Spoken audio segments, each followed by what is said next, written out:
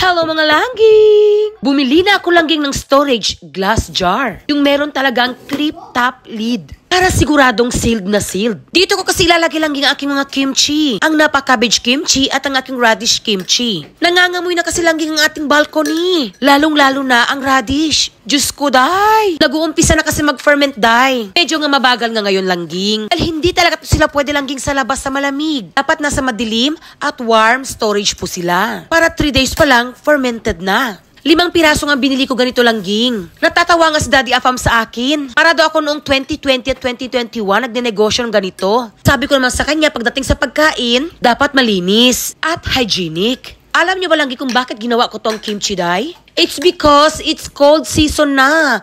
Taglagas na at winter season na, day. Usong-uso na ngayon ang trangkaso. Colds and flus are everywhere now. Kaya mainam na meron tayong protection, day. Lalong-lalo na kayo magpamilya dahil tinamaan talaga kami 3, day.